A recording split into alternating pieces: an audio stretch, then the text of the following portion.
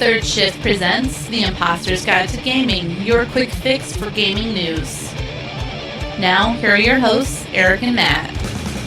Welcome, everybody, to episode 59 of IG2G. Yes, you are hearing it live as we speak. Actually, this is a pre-recorded show, so that is a lie. But, hey, you know what? I am one of your hosts, Mr. Eric. That is not a lie. And with me, as always, is the inglorious bastard himself, Mr. Matt. He's got a $20 3-pack of freaking games for you today. And also, hey, do you like Harry Potter? Do you like medieval Harry Potter? Do you like killing Nazis? Well, guess what? We're going to be talking about all that good stuff and a fun topic indeed. So let's get this show rolling.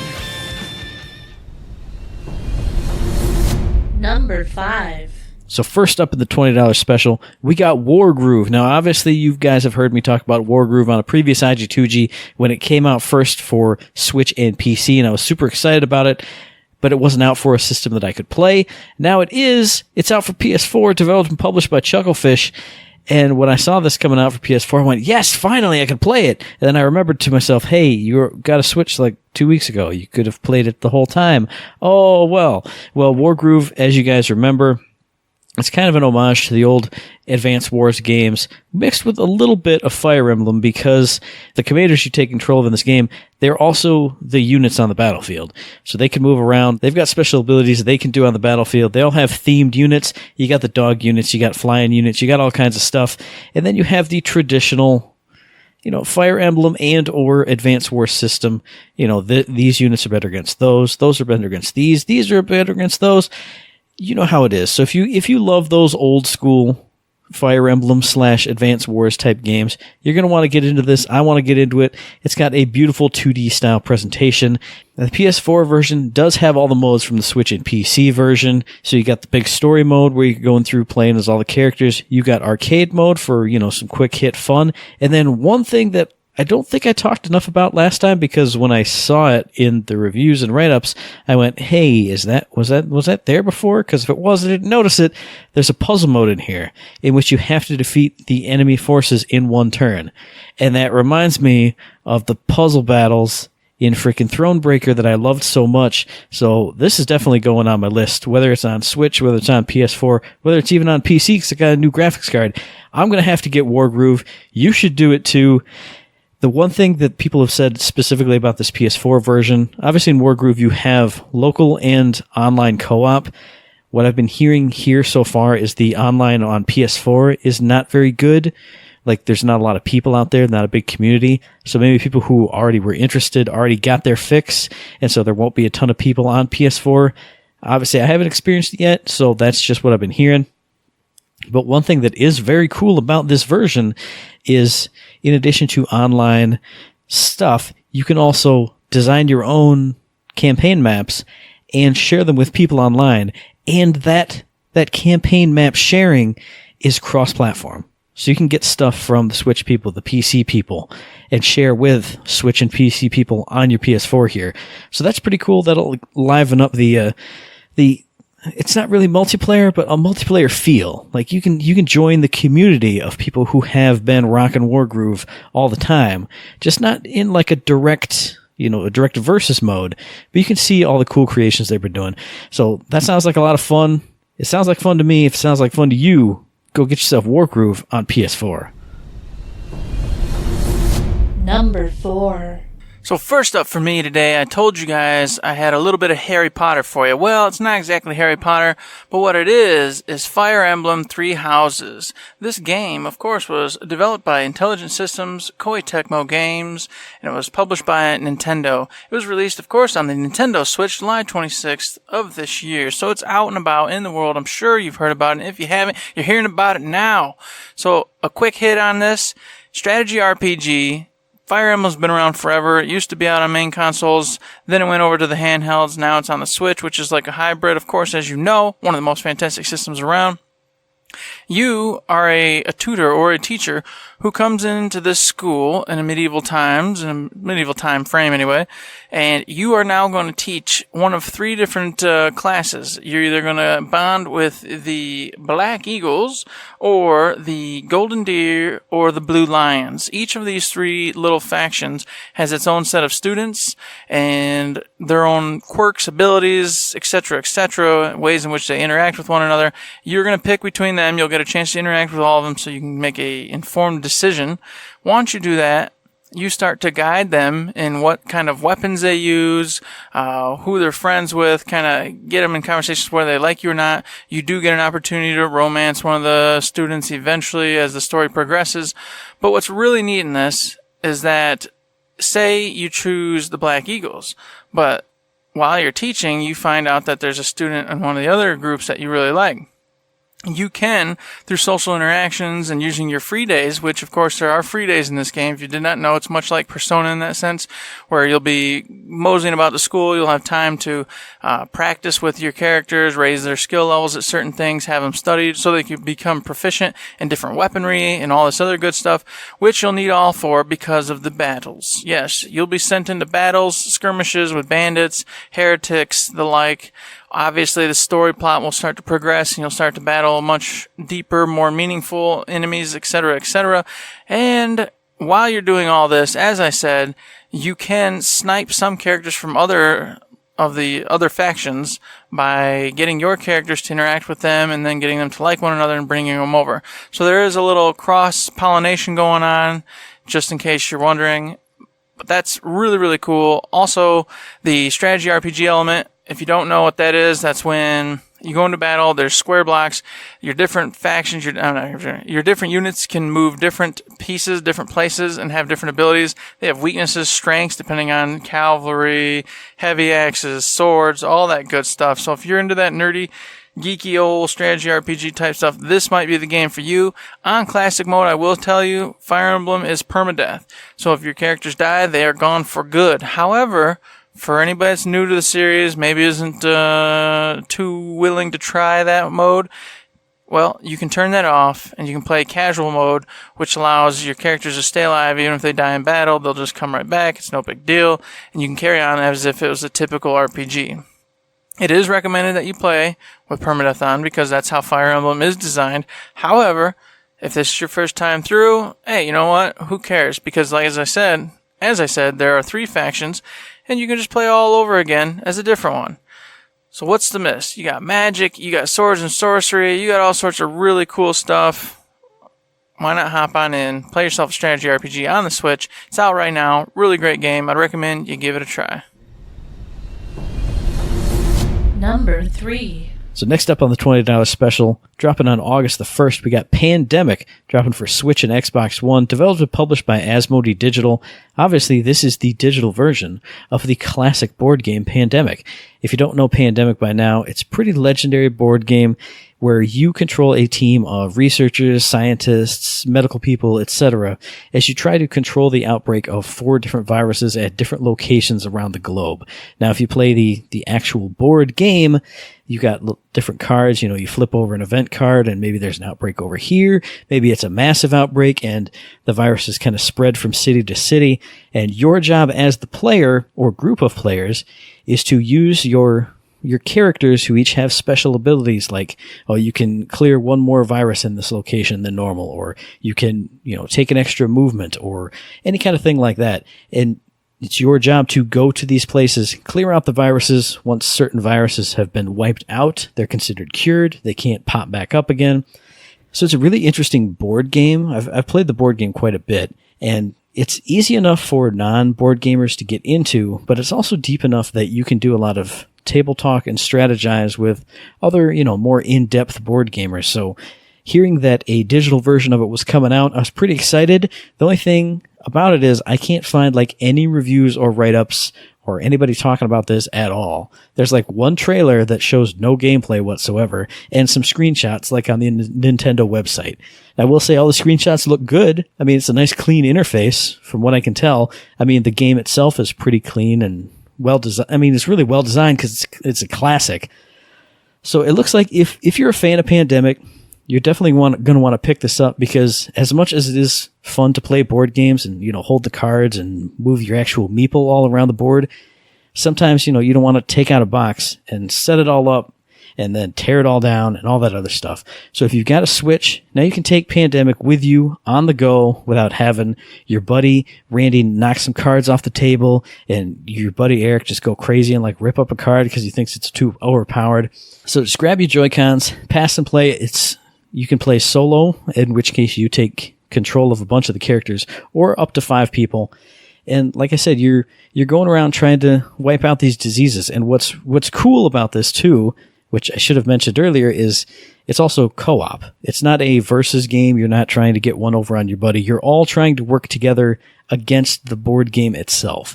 And that speaks to me a lot, because I like competitive games, but I also like cooperating a lot more. And the randomness of Pandemic is what's really fun about it, because no 2 playthroughs are really the same, because each time, the cards can come up in different orders. Maybe this disease pops up over here. Maybe in this playthrough, Asia is just going nuts and you can't deal with it because too many Asia cards came up with outbreaks and you just shut it down. But maybe the next time it's the Eastern Front over here, or the viruses are spread all over the world and you guys are, fighting and trying really hard to manage all these different hotspots. It's really a lot of fun. I would recommend anybody to play Pandemic. It's just, the board game itself or this digital version, like I said, it's a really good gateway board game. If you're not super into big, complicated board games, it's just enough to get you started and see if it's something that you'd be interested in. Now, one thing I was a little slightly disappointed in is that this is basically just complete base Pandemic, which is, it's a fairly old game now, and it's still perfectly well designed and everything, but there have been so many updates, expansions, add-ons to the actual board game itself, and this is pretty much just base Pandemic here in digital form.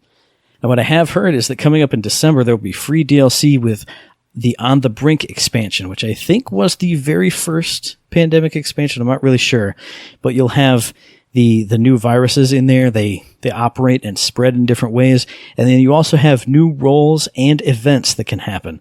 So once you get used to this Pandemic and the characters and their abilities, if you get that On the Brink expansion, which I've heard is a free expansion, but I'm not 100% sure, because again, I can't find any write-ups about this game. I have write-ups that it exists and that this expansion is coming, but nobody has any hands-on time with it at all. But so I've heard it's free, but I can't corroborate that 100%. But once you get used to this, On the Brink will change things up just enough. I'm a little disappointed that this isn't a Pandemic Legacy version, in which, in the Pandemic Legacy board game, the game itself actually changes as you play. If you play once and you fail, you fail the game.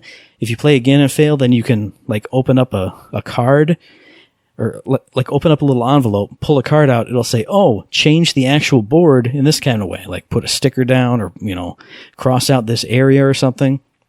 Hopefully DLC like that comes to this digital version, because that would make playing Pandemic even more fun. You can have, it's perfect for digital. You can have separate save files for each legacy run through.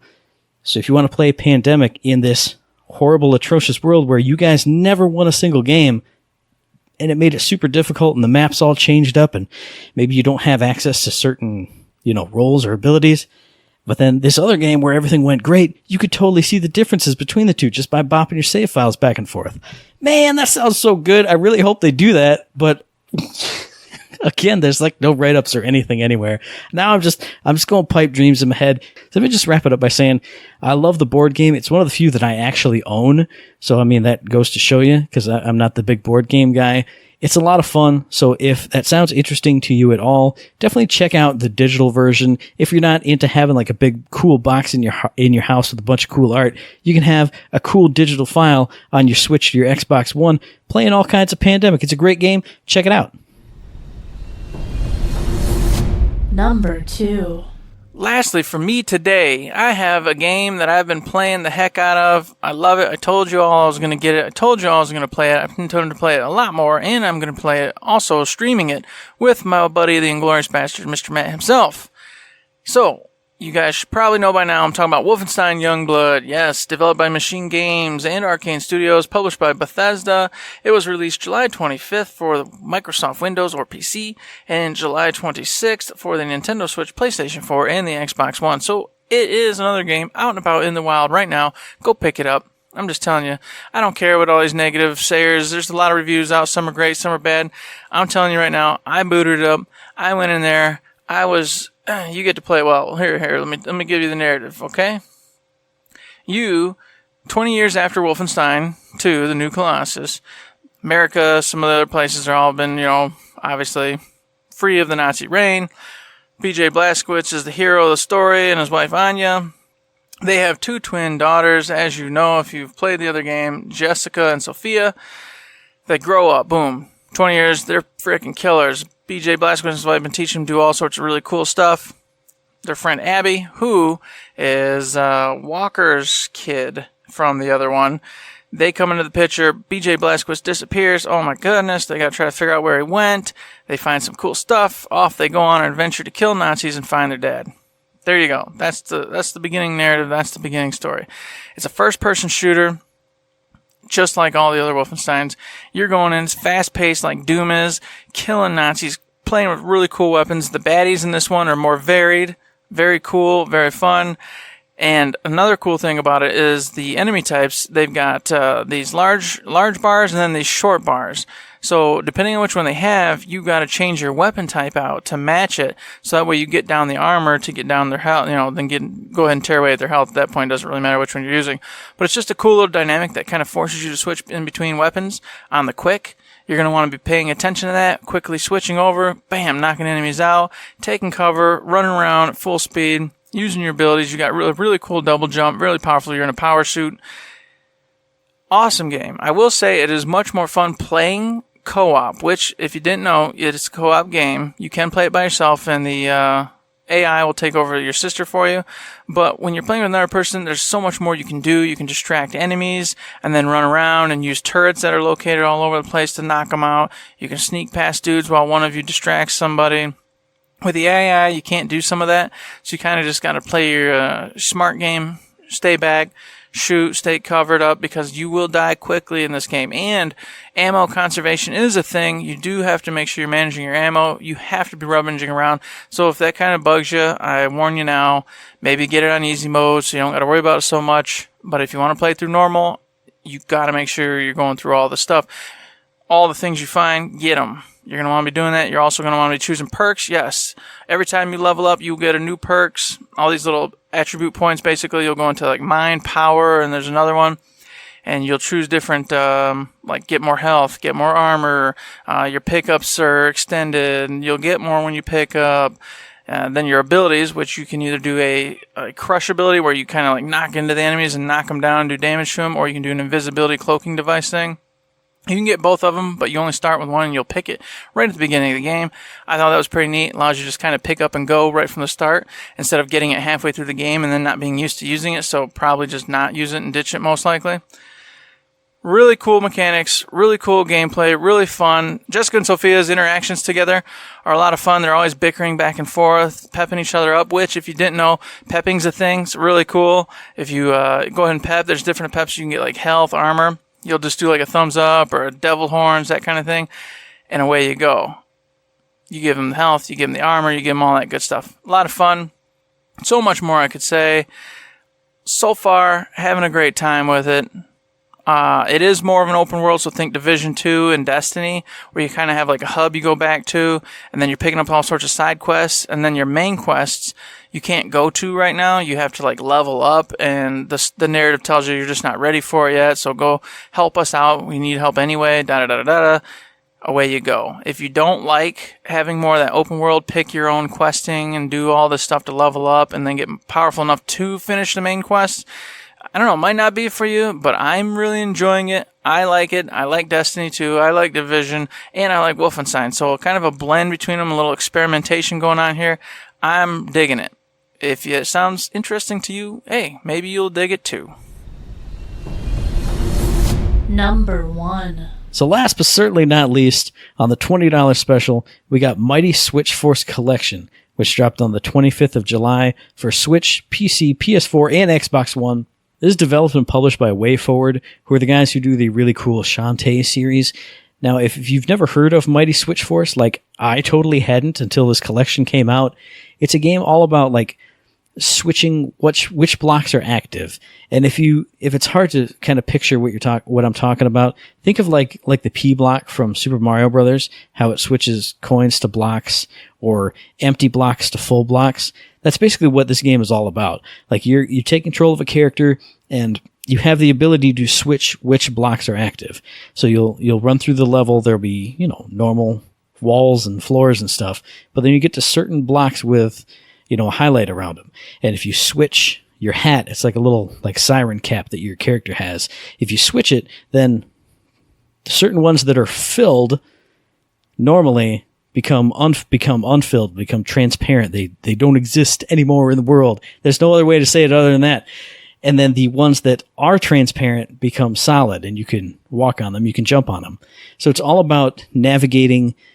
It's kind of more like a puzzle platform, or like a kind of almost like a maze in certain aspects, because you're going through a bunch of different levels trying to find certain characters. I believe in Mighty Switch Force 1, you're playing as like a police officer trying to catch some criminals that are scattered all throughout the stage.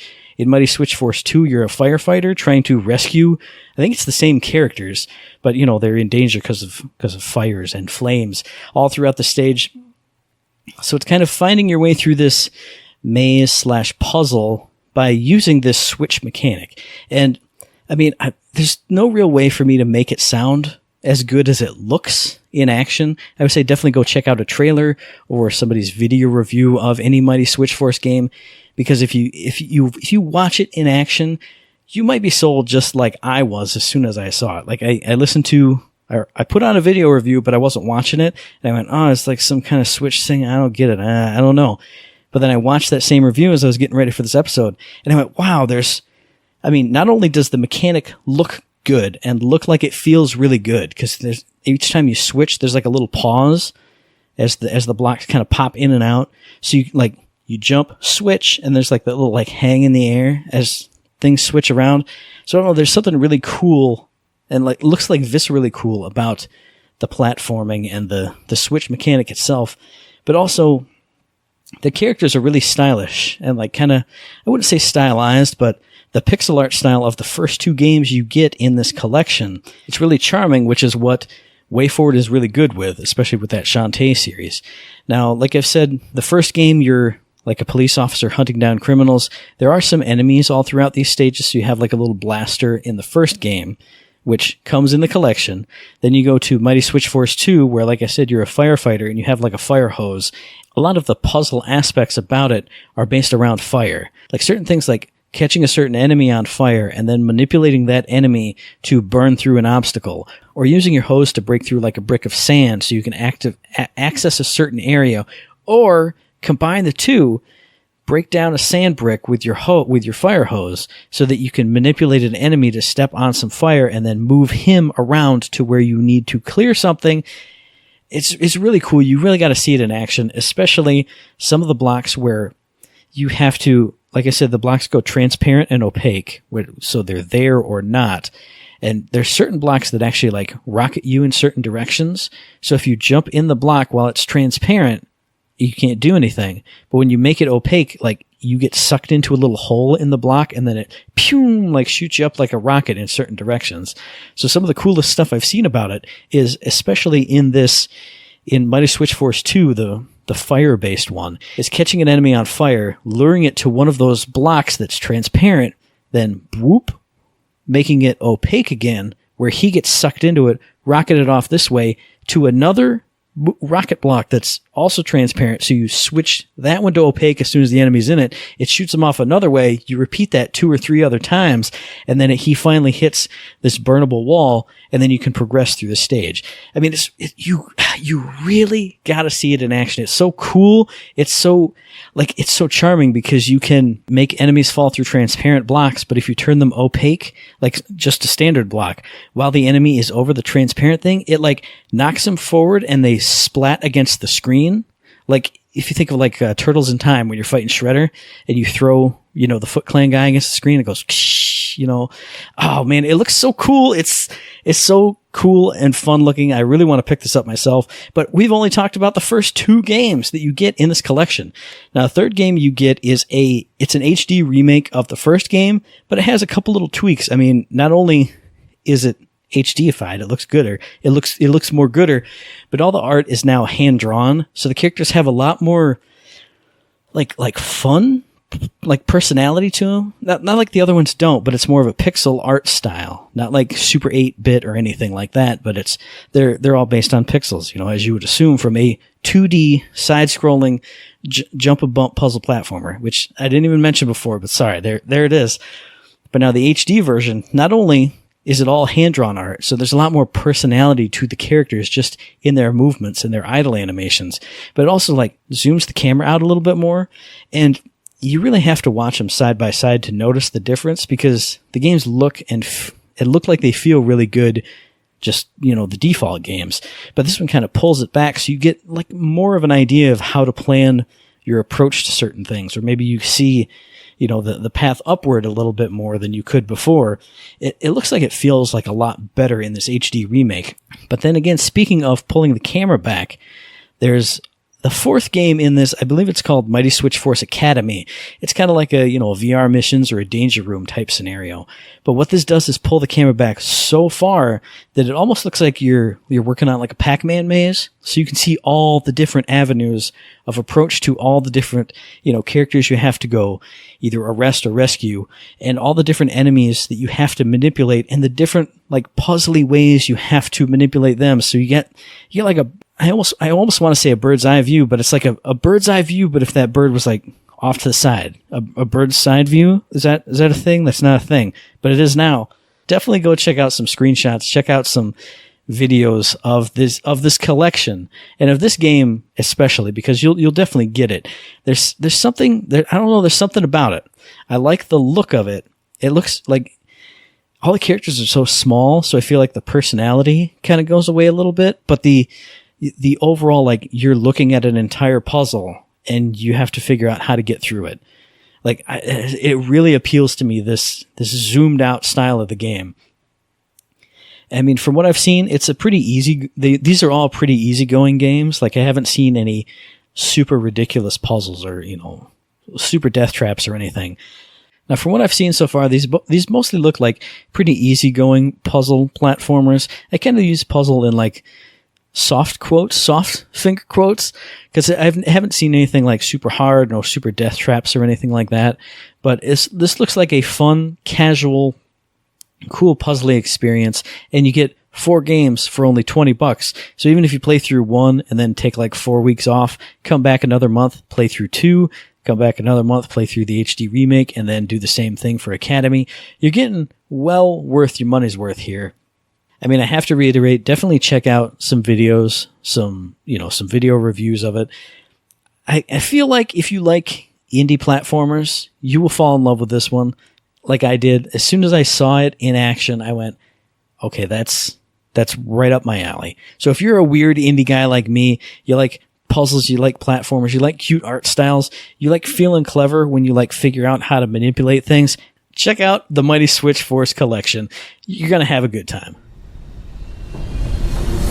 Imposter's topic of the day. So, it's real hot on the plate. All the news is going. Lots of tragedies have struck this country.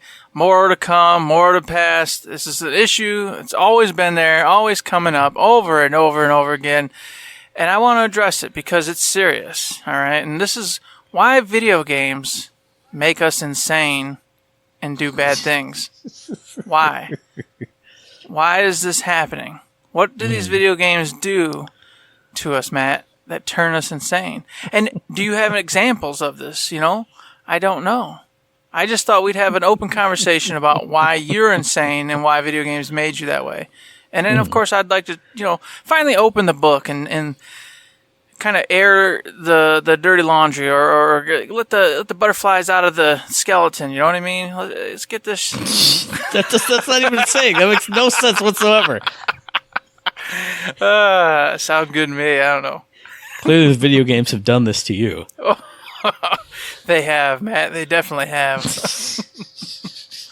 So, I mean, do you feel like the video games have driven you insane, Matt? Do you feel like it's gone somewhere with you? I mean, clearly it has. I mean, we talked about this off air when we were like, oh, man, what topic could we talk about? Let's rip this one from the headlines. And I went, man, I used to be such a nice person, like mild, meek, mannered individual. And now, like today, I am like the angriest, most rude person. I'm just terrible. I'm an awful individual. I'm the Inglorious Bastard for a reason. That is true. And the only thing I can think of that's been the same from day one to day now is I've just been playing video games. Video games have been there every step of the way. So that's got to be the reason. It. I'm just nuts. That's gotta be I'm bitter. I'm angry all the time. I'm just a crazy individual. I can barely even sit still. Just go do bad things. Don't do it. Stop it. Come on. You got to focus and hold together just for the show. Let's finish the show. Then you can go do the bad things the video games made you do, man. It's fine. We know it wasn't anybody around you. It wasn't workmates, family members. It wasn't school. It wasn't friends. It wasn't inherent craziness in me. No, it wasn't a problem you have.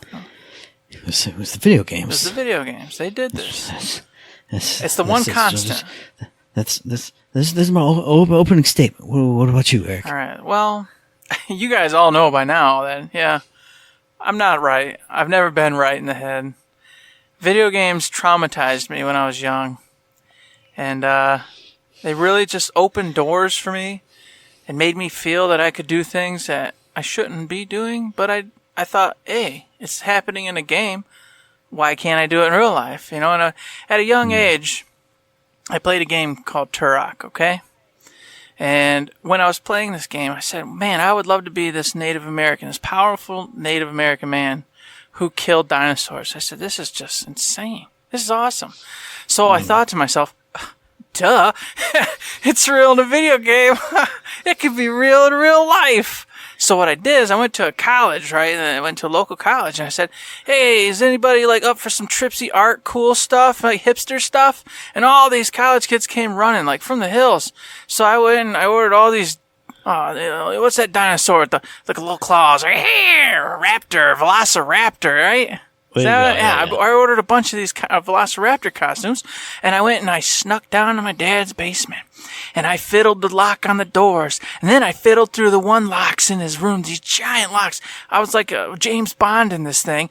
Got in there, and I took out his 3 shotguns, these evil shotguns, and then I loaded them with rock salt. And I went out there, and these guys, I told them it's all for an artsy thing, woo woo. And I had these cameras set up in the woods, all these little deer cams, because I loved hunting, grew up hunting. And I was like, it's boring to hear hunting a stupid deer, sitting at a stupid stand all day, waiting for this dumb creature to come by and, I wanted to be Tarak, the dinosaur hunter. So I had these shotguns, and I gave a couple to some other, individuals. And I said, all right, the rest of you are raptors. You're going to run around the forest. We're going to hunt you down. And I want you guys to come at us if you can find us. And so I tied, and this is important because I really want to get into it, So I put these, I went to this Native American shop. They sell all sorts of really cool Native American items. And touristy stuff, I'm sure. But so I bought these cool feathers, and I put feathers all over the shotguns, made it really cool. All right. And then I went out there, and I started shooting these college kids in these dinosaur masks. And it was so much fun. And they screamed and I laughed and nobody got hurt. You know what I mean? It was just rock salt, Matt. It's just rock salt. And I did this because I thought I could make games real. I could hunt dinosaurs. And I did it, man. It's great. It's great. So that's fine, right? Nice. Yeah, that's good. Yeah. Okay, yeah, good. I'm good. It's an art project. Yeah, it was an art project. It was all for... They probably got credits for that. They put that on their resumes. I helped them through college, through playing video games, and an obsession I had with making it, real. It's fine. Nothing wrong with that. Okay. Now, see, your first video game inclinations were to the violent end. Mine was more to the changing of my mental state. Because one of the first earliest video game memories I have is I was at like the daycare after school. And I was sitting there. We used to have a little NES in there. We would play that all the time. Oh man, Simon's Quest. Oh hey, go down there. Try and throw holy water at the rocket. Blah blah blah. Find out all this stuff. And I was just playing with the dumbest people, the dumbest kids. All these kids were terrible. I had all the answers. Nobody had any answers. And it got to the point where I couldn't deal with that anymore. So I went into daycare teacher, hey, come on over here. We got something else cool we can play. Oh, there's a computer room. What's this computer? Oh, boop, boop, boop, boop. And I don't know the theme song, or I would go, do, do, do, do, do, do, do, do. The classic concentration game. There it is on the computer. Like, oh, what's this? I've seen this show in like reruns. What's this? Using the power of my mind, I beat everybody at that daycare center, every single kid. And I went, this kid's got no clue. I played like you see the Jeopardy dudes play, where they like rack up the score like this big. And it's like, oh, I know the puzzle, but you know what? I'm gonna get that and that and that, because it was a memory matching game, and then you had to decipher the clues. So it went boop boop boop boop boop boop boop boop boop boop, and also the answer is blah. And I went, no man, well, how could he do it? Well, how could he understand? How could he remember those things? I went, kids. Everyone get out of here. And I went, teachers, come here. I'm going to beat you too, teachers. And they went, I don't understand. And so that's where this head came from. This giant head, this superiority complex, the greatest man who's ever lived. He was born that day when I destroyed the teachers at classic concentration. Video games affected me, affected my mental state. The way I look down on everybody, when you guys come over, like, hey Matt, can you help me out with this? And I get the... That's it. Figures I have to help That's you. Video games. That's all because of video games. Yeah. And that's fine, man. That's fine. It's okay. It's how it's affected you, turned you into an egocentric psychopath. It's okay. Embrace it. You know what? That's what they did to me. That's what they did. That's what video games did to you. Well, as I told you, Matt, they really ruined me. And the Tarak event went real well, and I enjoyed that. And later, all right, I had more power. I was in the Marine Corps, right? And I went to this place called Haiti. And I was like, man, I've been playing this really great game called Mario Kart Double Dash lately. Really great game here, right? So I talked to my buddies, and they're all weak-minded individuals. They do whatever they're told. It's the Marine Corps, duh. All right. And I said, hey, I got a game we're going to play, guys. I play this game called Mario Kart Double Dash. And in that, you can smash into cars, and you can throw shells and bananas at people, and you can do whatever you want. And you need 2 people, okay? Because in Double Dash, you had a buddy on the back seat throwing all the crap. Right. And you could flip with him, and then he'd get the different abilities. So you had to be strategically placed to fight the other individuals. So I made sure that all of us had A drivers. And I'd have them in the back, right? And beforehand, Haiti, if you don't know, has a tropical environment. Has lots of mangoes and bananas and crap all over the place. So we took bananas, all the bananas. We put bananas, these big boxes of bananas in our Humvees. And I had them sit in the back seat. And remember, now, we'd also found, of course, being in a tropical environment, a bunch of turtles. So we took these turtles, and we had these turtles in boxes, too. Because you need green shells, right? I mean, that's part of Double Dash. So we put these turtles inside of a box. And then we went down the road. And then we'd start racing, guys. Oh, man, boy, did we race. We were racing, smashing in these NPC characters. I don't know who they were. They were just in the road. This is like Mario Kart 64. You had the traffic. You go, I'm going backwards on the traffic. Do whatever I got to do. Just smashing those NPC cars off the way. And I had my A try, throw the bananas. And we throw the bananas back, trying to make the others peel out. But of course, being bigger cars, we had to throw more bananas. So when you throw the bananas, that's why you get the box. Yeah, that's why we had whole boxes of bananas. And you'd watch the cars peel off the road. Get it? Peel. That's good stuff right there, man. That's almost as good as the pun I made in my release voices when you weren't here. Oh, it's so good. And then the best part was the turtles, man. You take them turtles and he fling them right off the road, trying to smash into the windshields of the drivers behind us so they couldn't catch up. And you know how like they're in the games, they got the ink thing going. Well, it's like that. You know, we had to improvise a little bit. You know, obviously it's a little different. You know, video game Mario Kart and real life Mario Kart, but we did it, and we had so much fun, Matt. So another wonderful instance where, you know, video games for real life meshing together beautifully. No consequences, no repercussions. Man, what a good time. Oh, man. What about you, Matt? I mean, Well, see, again, everybody talks about violent video games change your life. Yeah. There's always violence, gun violence, blood and guts and gore and all this other stuff. I told you my initiation into the world of psychopathy and sociopathy. It started with a quiz game, like a game show game. And now it's culminating right now. Literally as we speak, I'm ripping this from my own headlines. Because now I'm over here, I'm playing Mario Galaxy all the time. Uh-oh. Everywhere I run, it's beautiful. Everywhere I look, it's fun. It's bouncing, it's smiling, everything has a happy face on. I talk to everybody on the street and they're like, "Oh wow, you're the greatest. You're so helpful. You're so cool." I look out, the sun's shining, the skies are green, the music plays. Everywhere I go, it's just a magical adventure. And then I'm like, "Yeah, cool. Maybe things aren't so bad." And I walk outside my house and there's everywhere.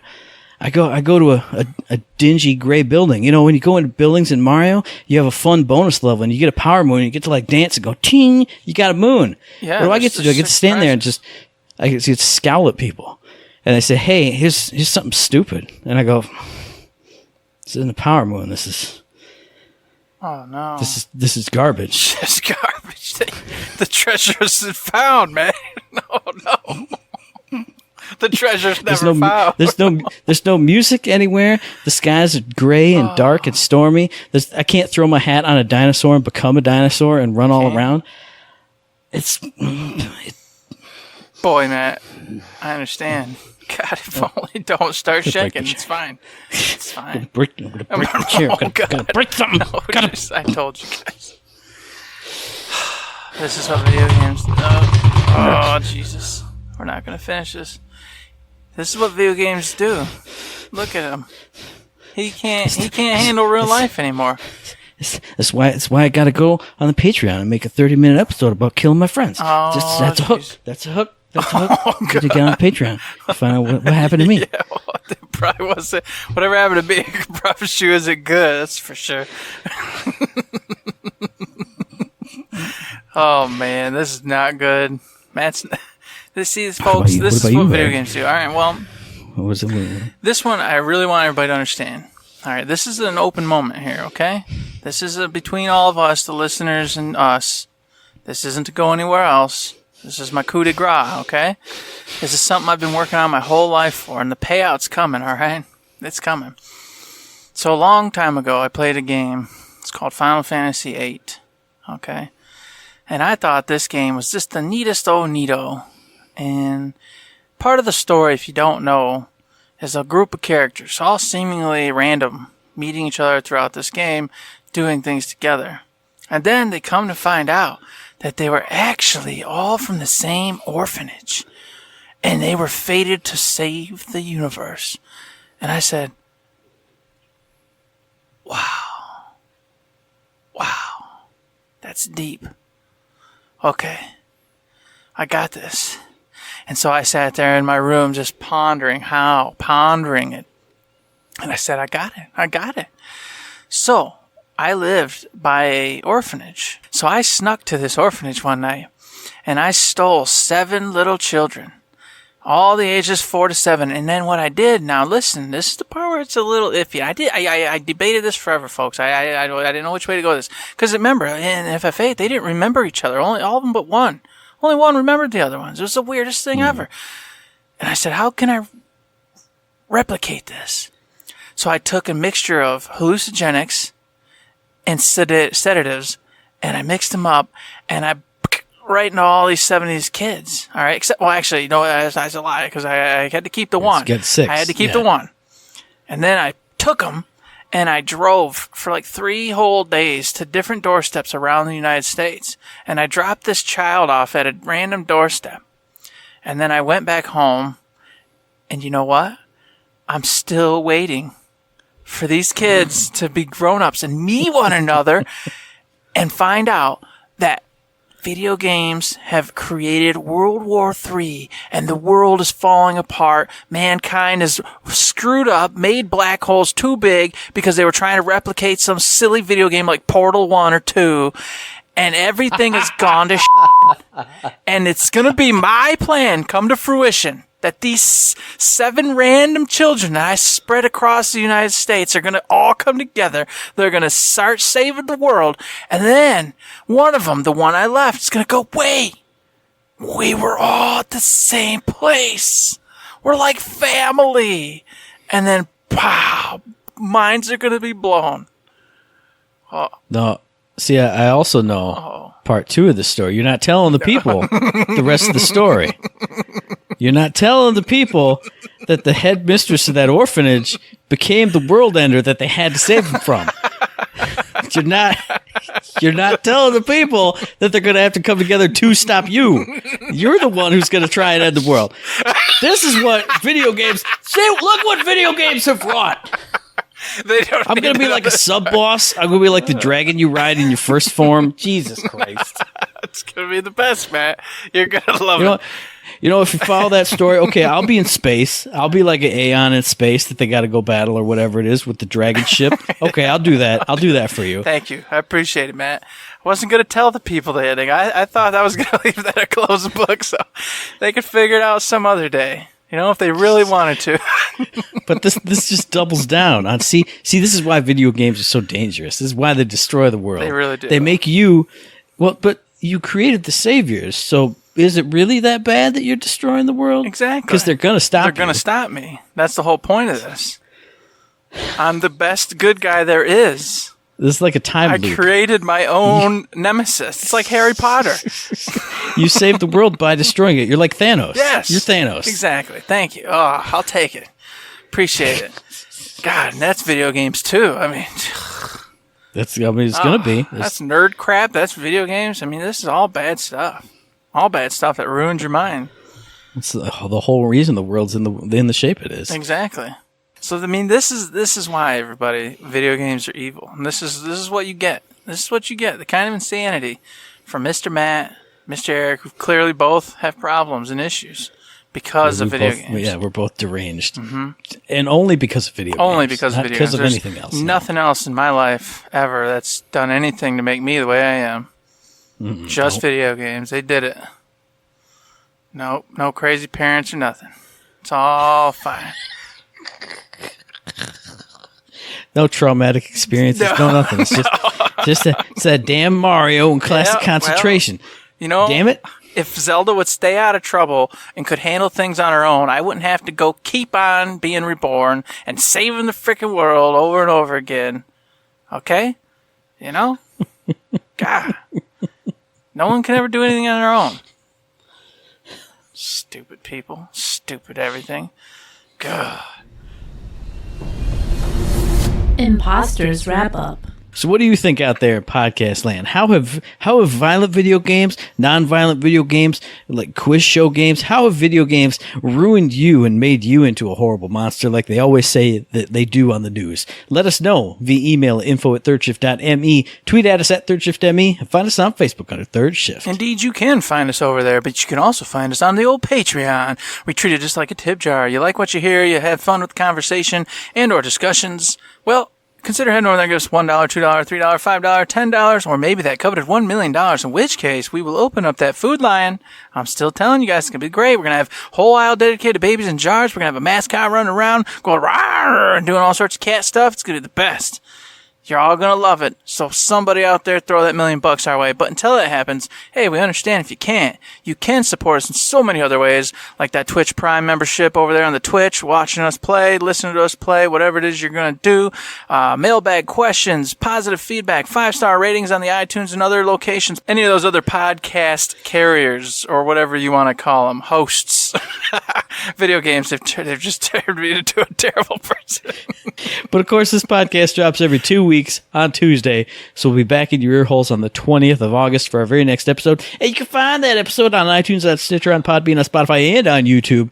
And as I always say, if you like what we're doing and you'd like to help us out, please give us a like, a rating, a review, comment, a subscription, any kind of good thing on any one of those good services, because it does help us out. And we really do appreciate it. Indeed we do. We really like them 5-star ratings. We got ourselves a couple new ratings, as a matter of fact, recently. Got another 5-star, and someone gave us a 4-star. Oh, man. Wait until I play the right video game. I'm going to get everybody. that guy. Let's need some inspiration, you know. Oh, man. Y'all did it now. See, these dang video games. You better ramp it up. You better ramp it up. Hey, man, come on. There's nothing left to say, man. But, hey, don't forget to save. Don't forget to save.